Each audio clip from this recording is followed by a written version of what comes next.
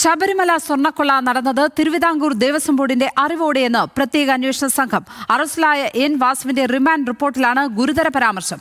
Devaswom board മുൻ president A പത്മകുമാറിനോട് ചോദ്യം ചെയ്യലിന് ഹാജരാകാൻ അന്വേഷണ സംഘം നോട്ടീസ് നൽകി.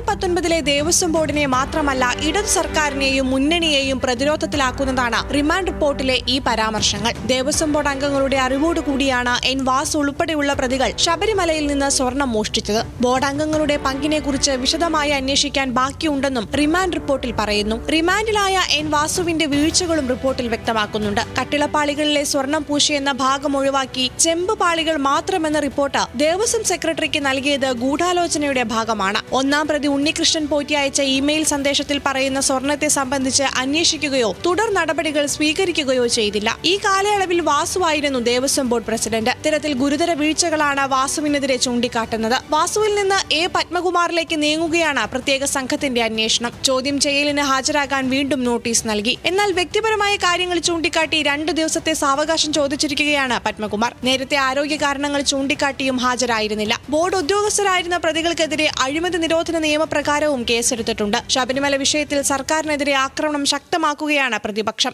അമ്പലം പിടിച്ചെടുക്കൽ പ്രക്രിയയുടെ ഭാഗമായിട്ട് വിശ്വാസമുള്ളവരൊക്കെ പിടിച്ച് അമ്പലത്തിന്റെ ഉത്തരവാദിത്വം കൊടുക്കും.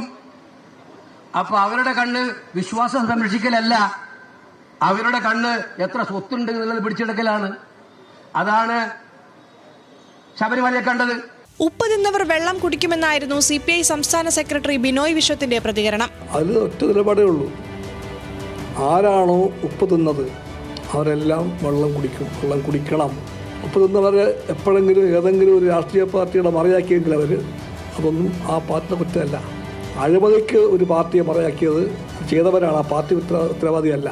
അതിനിടെ സന്നിധാനത്ത് സ്വർണ്ണക്കടത്ത് കേസ് പ്രതിയെ ഡ്യൂട്ടിക്ക് നിയോഗിച്ചതിൽ ഹൈക്കോടതി റിപ്പോർട്ട് തേടി. നെടുമ്പാശ്ശേരി സ്വർണ്ണക്കടത്ത് കേസിലെ പ്രതിയും അടൂർ ക്യാമ്പിലെ SI-യുമായ R കൃഷ്ണകുമാറിനെയാണ് സന്നിധാനം കൺട്രോൾ റൂമിൽ നിയമിച്ചത്. ശബരിമല സ്പെഷ്യൽ കമ്മീഷണറുടെ റിപ്പോർട്ടിന്റെ അടിസ്ഥാനത്തിൽ ADGP ശ്രീജിത്തിനോടാണ് റിപ്പോർട്ട് ആവശ്യപ്പെട്ടത്. ന്യൂസ് മലയാളം, തിരുവനന്തപുരം.